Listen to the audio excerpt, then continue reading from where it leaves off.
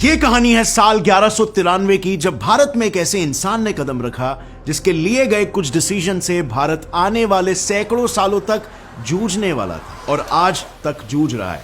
बख्तियार खिलजी अफगानिस्तान के खिलजी काबिले से था और साल 1193 में वो भारत आया। यहां उसे दिल्ली सल्तनत में एक पद हासिल करनी थी, मगर उसे यहां पर कोई ढंग का काम नहीं मिल रहा था। लेकिन फिर भी कुछ गिने चुने बैटलफील्ड्स पर अपनी बहादुरी दिखाकर औध के मालिक ने उसे अपनी सेना और राज्य में पनाह दे दी और इसके बाद से उसका मानो जैसे भाग्य ही खुल गया, क्योंकि इस राज्य में उसे सिर्फ पनाह ही नहीं मिली बल्कि जागीरें भी मिली। और फिर क्या होना था, अगर एक हमलावर को पैसे और रौब मिल जाए तो ब्रह्मचारी थोड़ी ना बनेगा, वो और हमला करेगा। और यहां भी कुछ ऐसा ही हुआ। उसने तुरंत बिहार के कुछ हिस्सों को उन पर आक्रमण करके उसे अपना हिस्सा बनाना शुरू कर दिया। एंड यहीं से शुरू होती है नालंदा यूनिवर्सिटी की तबाही की कहानी। इसी दौरान खिलजी की तबीयत बहुत ही ज्यादा बिगड़ रही थी और वो एक गहरी बीमारी के शिकार हो रहे थे। उसके साथ आए हकीमों से भी उसका इलाज नहीं हो पा रहा था। तो ऐसे में खिलजी को खबर पड़ी कि अभी सिर्फ एक ही इंसान है जो उसे ठीक कर सकता है, और वो है नालंदा के आयुर्वेदिक विभाग प्रमुख आचार्य राहुल श्रीभद्रा। अब पहले तो खिलजी ने इस बात को नजरअंदाज कर दिया, लेकिन जब हालत उसकी और बिगड़ने लगी तब वो मजबूरन आचार्य जी के पास आया। लेकिन फिर भी उसके जुबान से अकड़ नहीं जा रही थी। खिलजी ने आचार्य जी को यह तक चुनौती दे दी कि वो उसकी दी हुई कोई भी दवाई नहीं लेगा, और अगर वो सही में बुद्धिमान है तो बिना किसी दवाई के उसको ठीक करके बताओ। आचार्य जी मान गए और कुछ दिन बाद उन्होंने उसे एक कुरान लाकर पढ़ने दे दिया। अब खिलजी ने कुरान पढ़ना शुरू किया और बस इसके कुछ ही दिनों में उसकी तबीयत सुधरने लगी। अब ये देखकर खिलजी दंग रह गया और उसने पूरी सच्चाई जानने की कोशिश की, और तब उसे आचार्य जी ने यह बताया कि उन्होंने कुरान के पन्नों पर दवाई लगा दी थी, इसीलिए जब वो पन्ने पलट रहे थे तब धीरे धीरे वो दवाई उसके अंदर एब्जॉर्ब हो रही थी। अब ये बात सुनकर खिलजी तिलमिला गया और कहा गया कि उसे ये बर्दाश्त नहीं हुआ कि दूसरे धर्मों और देशवासियों के लोग के पास ऐसी शिक्षा है और ज्ञान है जो उसके देशवासियों के पास भी नहीं थी। और यहीं से आया उसके दिमाग में एक खुराफाती आइडिया। उसने सोचा कि अगर इस पूरे देश को अपने कब्जे में करना है तो सबसे पहले यहाँ के जड़ पर ही हमला करना होगा, जो है यहाँ की शिक्षा। और इसी क्रोध में उसने पूरे नालंदा यूनिवर्सिटी में आग लगा दी। एक ऐसी यूनिवर्सिटी जो भारत के शिक्षा और ज्ञान का इतना इंपॉर्टेंट सेंटर थी कि इसमें मौजूद 90 लाख किताबों को जलने में पूरे 3 महीने लग गए। अब फ्रेंड्स, यहां पर मैं ये क्लियर करना चाहूंगा कि हो सकता है कि ये लेजेंड लोगों को सिर्फ एक लेजेंड या फिर बस एक कहानी लगे, बिकॉज अभी पब्लिक डोमेन में जो इंफॉर्मेशन अवेलेबल है वो कुछ ऐसा ही बताता है। लेकिन एक चीज जो सिर्फ एक कहानी नहीं है वो ये है कि नालंदा तबाह हुआ था और उसे बख्तियार खिलजी ने ही तबाह किया था। और ये हमारा इंडियन इतिहास नहीं कह रहा है, बल्कि 1260 में छपी हुई एक पर्शियन मुस्लिम हिस्टोरियन मिनहाजी सिराज ने खुद अपनी किताब तबाकत ई नसीरी में पूरी इस घटना का और इसमें जो जो लॉसेस हुए थे उसका डिटेल में वर्णन किया है। सो अब जाहिर सी बात है इसमें हमारी हिंदुस्तानी सभ्यता का नुकसान तो डेफिनेटली हुआ था, पर इसके एग्जैक्ट इंप्लीकेशंस क्या थे उसे कैलकुलेट करने के लिए हमें सबसे पहले यह समझना पड़ेगा कि उस यूनिवर्सिटी में आखिर क्या क्या था। सो नालंदा यूनिवर्सिटी की शुरुआत हुई थी गुप्ता डायनेस्टी के दौरान, वही गुप्ता डायनेस्टी जिनके रूल को गोल्डन एज ऑफ इंडिया कहा जाता है। नालंदा यूनिवर्सिटी विश्व की पहली यूनिवर्सिटी थी जहां स्टूडेंट्स के लिए एकोमोडेशन फैसिलिटीज भी अवेलेबल थे, और यहां एक साथ हजारों से भी ज्यादा साधु संत, गुरु और शिष्य रहते थे। ये सभी लोग मिलकर वहीं पर रहते थे और शिक्षा हासिल करते थे। इनफैक्ट नालंदा ऑलमोस्ट एक इंटरनेशनल इंस्टीट्यूशन था जहां पर इंटर एशियन कनेक्शंस इन पर्टिकुलर काफी ज्यादा फ्लरिश होता था। चाइनीज मंक्स जैसे यूआनजांग, यिनजिंग और हुई चाओ यहां पर रह चुके हैं, पढ़ चुके हैं और पढ़ा भी चुके हैं। श्रीलंका और तिब्बत से भी कई स्कॉलर्स और मंक्स यहां पर पढ़ने आते थे और फिर यहां से सीखकर अपने देश पर वो नॉलेज स्प्रेड करते थे। और इसीलिए जो लोग बख्तियार के अत्याचार से बच गए वो लोग जान बचाकर तिब्बत भाग गए थे। इनफैक्ट इस बात पर खुद दलाई लामा ने भी कमेंट किया है कि तिब्बत की बौद्ध परंपरा नालंदा की परंपरा का सीधा कंटिन्यूएशन है। इसके अलावा आर्यभट्टा जैसे एक वर्ल्ड रेनाउंड मैथमेटिशियन और एस्ट्रोनॉमर भी इस यूनिवर्सिटी के प्रमुख रह चुके हैं। और इसी से हमें यह पता चलता है कि नालंदा सिर्फ इंडियन कल्चर और बुद्धिज्म का ही नहीं बल्कि एजुकेशनल और साइंटिफिक रिसर्च का भी एक एपिसेंटर था। तो अब जब ये यूनिवर्सिटी ही इतनी इंपॉर्टेंट थी तो कोई इसे नष्ट करना ही क्यों चाहेगा? वेल, इसीलिए ही क्योंकि ये इंपॉर्टेंट थी। इनफैक्ट ये सारे इन्वेडर्स और ऑप्रेसर्स की क्लासिक टेक्निक होती है किसी भी न्यू एरिया में अपना इन्फ्लुएंस बढ़ाने के लिए या उसे पूरी तरीके से अपने कंट्रोल में लाने के लिए उनके एजुकेशन सिस्टम पर अटैक करो। जो भी शिक्षा और विद्या उनके पास है उसे डिस्ट्रॉय कर दो ताकि वो सभ्यता अपने पांव पर खड़े ना हो सके। इस टैक्टिक को इंग्लिश में बुक बर्निंग भी कहते हैं, यानी बेसिकली एक ऐसी प्रैक्टिस जहां पर पब्लिकली किताबों को आग लगा दिया जाता है। अब अगर इसके इंपैक्ट की बात करें तो सबसे पहले तो ये बुक बर्निंग्स काफी ज्यादा सिंबॉलिक होते हैं। मतलब अगर हम एक और एक एग्जांपल के साथ इसे समझने की कोशिश करें, जब मंगोल्स ने अब्बासीद कैलिफेट से पर्शिया में मिलिट्री सपोर्ट मांगा था और उन्होंने मना कर दिया था,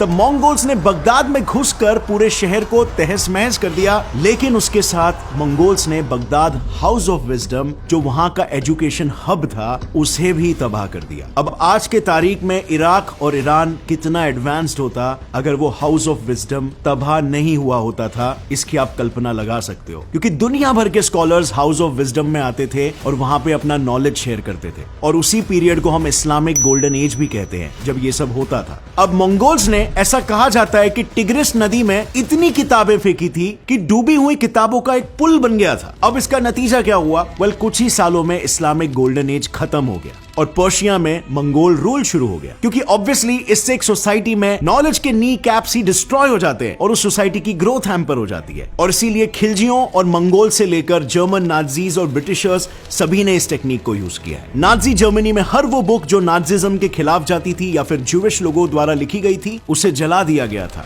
अब इतना तो हम सभी जानते हैं कि नाजी जर्मनी ने ज्यूइश लोगों का जेनोसाइड किया था, लेकिन हम ये नहीं जानते कि उस जेनोसाइड का एक मेजर पार्ट कल्चरल जेनोसाइड भी था। उनके कल्चर का इतिहास ही इस दुनिया से मिटाने की कोशिश करना। कल्चरल जेनोसाइड को बेसिकली आप ये कह सकते हो वो प्रैक्टिस जिसमें एक ग्रुप, कल्चर या आइडियोलॉजी किसी दूसरे कल्चर को जड़ से उखाड़ कर फेंक देना चाहती है, बिल्कुल वैसे जैसे ब्रिटिशर्स ने भी हमारे साथ किया था। अब ब्रिटिशर्स के आने के पहले तक हमारे भारत में गुरुकुल व्यवस्था या फिर गुरु शिष्य परंपरा चलती थी, लेकिन क्योंकि ब्रिटिशर्स को हम पर राज करना था तो लॉर्ड मैकॉले ने यह तय किया कि अगर भारत पर अपना राज जमाना है तो सबसे पहले यहां पर यह सिद्ध करना होगा कि भारत का एजुकेशन सिस्टम नीचा है और भारत को इससे बेटर सिस्टम की जरूरत है, और धीरे धीरे भारत के एजुकेशन को वीक बनाओ और उसे वेस्टर्न एजुकेशन से रिप्लेस करो। अब ऐसे करने के लिए वैसे तो उन्होंने काफी सारे चेंजेस लाए, लेकिन इनमें दो चेंजेस मेजर थे। सबसे पहले तो हिंदुस्तान का गुरुकुल सिस्टम हटाना और फिर उसके बाद डाउनवर्ड फिल्ट्रेशन मॉडल इंप्लीमेंट करना। बेसिकली इस मॉडल में अपर कास्ट जिसकी ब्राह्मण्स को जानबूझकर ब्रिटिशर्स के पर्सनल इंटरेस्ट के लिए एजुकेशन में ज्यादा प्रेफरेंस दिया जाता था, ताकि ब्रिटिश गवर्नमेंट के लिए एक सेक्शन को एजुकेट करना और उससे हायर एजुकेशन को ग्लैमराइज करना और फिर उस एजुकेटेड सेक्शन के बल पर बाकी लोगों को इन्फ्लुएंस करना और प्रो ब्रिटिश बनाना आसान हो जाएगा। लेकिन हिंदुस्तान के लिए ये एक प्रॉब्लम भी थी, क्योंकि इससे हुआ ये कि एजुकेशन इंडिया के सिर्फ एक सेक्शन तक ही सीमित हो गया और हमारी जनता में इलिटरेसी बहुत बढ़ गया। Again Britishers targeted the base education. उनका फंडा सिंपल था, उन्हें ऐसे लोग चाहिए थे जो बाय ब्लड एंड कलर तो इंडियन होंगे, लेकिन वो अंग्रेज होंगे by soul, character, language and education. In fact Macaulay का अपने फादर को लिखा गया एक लेटर भी है, उसे अगर आप पढ़ोगे तो उन्होंने खुद लिखा था कि इंडिया को अपने तरीकों से पढ़ाने का उनका तरीका सक्सेसफुल रहा है और जिस किसी भी हिंदू ने इंग्लिश एजुकेशन हासिल की है वो अपने कल्चर या धर्म से कभी भी नहीं जुड़ पाया है। और अगर ऐसा ही चलता रहा तो 30 सालों में इस एजुकेटेड क्लास में एक भी हिंदू नहीं बचेगा। और इस बार भी इस टेक्निक का नतीजा, ब्रिटिशर्स ने हम पे 200 साल सक्सेसफुली राज किया। एंड इनफैक्ट अगर ऑन अ मेंटल लेवल देखा जाए तो आज भी कहीं ना कहीं कर रहे। मतलब कि मैकॉले का ये लेटर जो लिखा गया था 1836 में, यानी कि आज से लगभग 186 साल पहले, लेकिन अनफॉर्चुनेटली मैकॉलेइज्म की वजह से उस समय लॉर्ड मैकॉले ने इंडियंस को जो उनकी रूट से अलग किया था वो आज तक भी रिपेयर नहीं हो पाया है। क्योंकि आज भी कई सारे इंटेलेक्चुअल्स और हिस्टोरियंस हैं जो इंडियंस को सच्चाई से कोसों दूर रखना चाहते हैं, जैसे कि हमारे इंडियन हिस्टोरियन डी.एन. झा, जो बेसिकली इस पूरे इशू को ब्राह्मण्स और बुद्धिस्ट के बीच का कम्युनल वायलेंस का एंगल दे रहे हैं। मिस्टर झा कहते हैं कि मिनहाज ई सिराज ने भी अपनी किताब तबाकत ई नसरी में उस यूनिवर्सिटी में रह रहे लोगों को एज ब्राह्मण्स रेफर किया है। मतलब कि क्लियरली ब्राह्मण्स ने वहां के बुद्धिस्ट को हटाकर नालंदा में रहना शुरू कर दिया था। लेकिन इनका बयान यहां पर नहीं रुकता है। ये कहते हैं कि हालांकि मिनहाज सिराज ने नालंदा को स्पेसिफिकली मेंशन नहीं किया है और जो यूनिवर्सिटी मेंशन है वो ओदंतपुरी है जो नालंदा से कुछ वक्त की दूरी पर मौजूद है। अब यहां पर काफी सारे लोग उनसे डिसएग्री करते हैं, including even former IT minister of India Arun Shourie. और इन क्रिटिक्स का जनरली ये पॉइंट होता है कि अगर हम मिनहाज सिराज के टेक्स्ट को देखें तो इस बात पर आर्ग्यू करना फिजूल है कि उसमें नालंदा मेंशन है या उदंतपुरी, क्योंकि नालंदा के आसपास की सारी यूनिवर्सिटीज को खिलजी ने डिस्ट्रॉय किया है। एंड सेकेंडली उसी बुक में वो ये कहते हैं कि वहां के सो कॉल्ड ब्राह्मण्स के सर पूरी तरह से शेव्ड थे, जो कि नॉर्मली ब्राह्मण्स जो शिखा रखते हैं उससे काफी अलग है। सो यानी वहां पर बुद्धिस्ट मॉन्क्स भी रहते थे। अब यहां पर एट द एंड मैं यही कहना चाहूंगा कि नालंदा के जलने से जो नॉलेज लॉस हुआ था वो तो हम कभी जान नहीं पाएंगे, लेकिन हमारे भारत के इतिहास में सिर्फ एक भख्तियार ही नहीं है, कई ऐसे भख्तियार आए थे और इनका one of the most important goals हमारे रूट्स को तोड़ना रहा है, जिसका अंजाम हम आज तक भुगत रहे हैं। अब फ्रेंड्स, ये वीडियो में हमने बेसिकली ये बताया कि किस तरीके से इंपीरियल फोर्सेस की हमेशा से ये स्ट्रैटेजी रही थी कि हमारे रूट्स को ब्रेक कर सके।